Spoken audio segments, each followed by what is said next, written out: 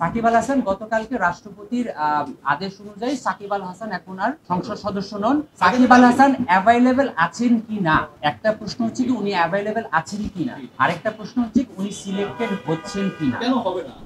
দেখুন, সাকিব আল হাসানের 12 আগস্ট পর্যন্ত এনওসি আছে। 12 আগস্ট পর্যন্ত যেহেতু এনওসি আছে, 13ই আগস্ট তার দেশে আসার কথা বা আমাদের কাছে রিপোর্ট করার কথা। তো যেহেতু 12 তারিখ, আজকে হচ্ছে গিয়ে 7ই আগস্ট, তার আরো 2-3টা খেলা রয়েছে, আমরা তাদের সাথে যোগাযোগ করব এবং তার প্ল্যানটা জানার চেষ্টা করব। প্লাস যেহেতু নিরাপত্তা তো ব্যাপার রয়েছে, এটা শুধু সাকিব আল হাসান বলে কথা না, আপনারও নিরাপত্তার ব্যাপার রয়েছে, এখানে আমার সিনিয়র ভাইদের নিরাপত্তার ব্যাপার রয়েছে। না না না না, সাকিব আল হাসান এখন একজন ক্রিকেটার, তার গতকালকে আসছি ভাই, জি। সাকিব আল হাসান গতকালকে রাষ্ট্রপতির আদেশ অনুযায়ী সাকিব আল হাসান এখন আর সংসদ সদস্য নন। তো উনি একজন ক্রিকেটারই রয়েছেন। তো প্রত্যেকটা মানুষের সিকিউরিটি কনসার্ন রয়েছে। তো আমরা যেহেতু 12ই আগস্ট পর্যন্ত এনওসি রয়েছে, তারপরে তার বাংলাদেশ ক্রিকেট টিমে জয়েন করার কথা। বাংলাদেশ ক্রিকেট বোর্ডের সিলেকশন প্যানেল এখন পর্যন্ত কিন্তু বাংলাদেশ পাকিস্তানের জন্য দল ঘোষণা করেনি। বাংলাদেশের জন্য যখন ওনারা দল ঘোষণা করবেন, সে যদি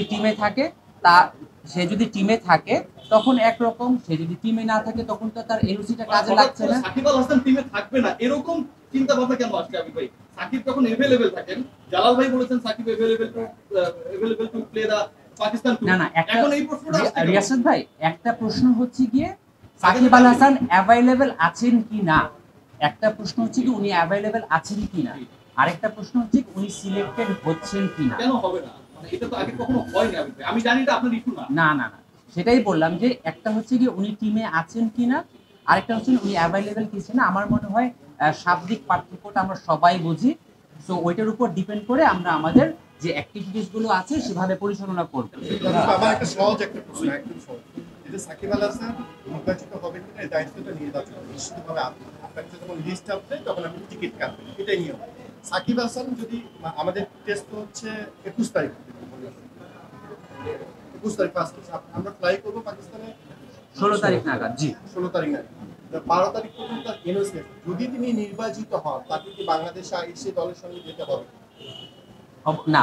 যদি উনি নির্বাচিত হন, উনি যদি টিমে নির্বাচিত হন, তাহলে তো স্বাভাবিকভাবেই উনি বাংলাদেশে টিমের সাথে জয়েন করে যাবেন বা টিমের সাথে জয়েন করবেন। সেটা ওনার ইন টার্মস অফ মানে কনফার্মেশন অফ সিলেকশন, সেটা ডিসাইডেড হবে। এখন দেখুন, অনেক সময়, যেমন আমি আপনাকে একটা ছোট্ট উদাহরণ দিই, অনেক সময় কিন্তু প্লেয়াররা ব্যক্তিগত কারণেও কিন্তু জানিয়ে থাকেন যে আমি এই কারণে হোক বা অসুস্থতার কারণে হোক, যেমন মাহমুদুল্লাহ রিয়াদ বছরখানেক আগে হজের কারণে আফগানিস্তান সিরিজ খেলেন নাই। সো পার্সোনাল সেই স্পেসটাও তো আমরা প্লেয়ারদের দিয়ে থাকি। তো আমাদের এখন পর্যন্ত যেটা কনসার্ন সেটা হচ্ছে 12 তারিখ পর্যন্ত তার এনওসি দেওয়া আছে।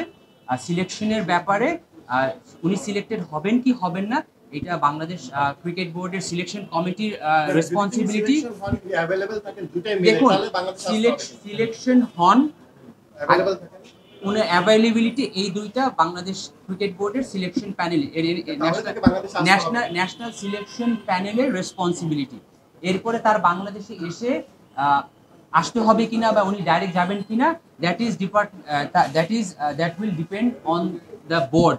ঠিক আছে, বোর্ড এখনো যেহেতু ভেঙে দেওয়া হয়নি, বোর্ড চলমান আছে, বোর্ডের ডিসিশনের ব্যাপার। আমি অপারেশনস ইনচার্জ হিসেবে আমি যেভাবে বোর্ড আমাকে ইনস্ট্রাক্ট করবে সেভাবে আমি অ্যারেঞ্জ করবো।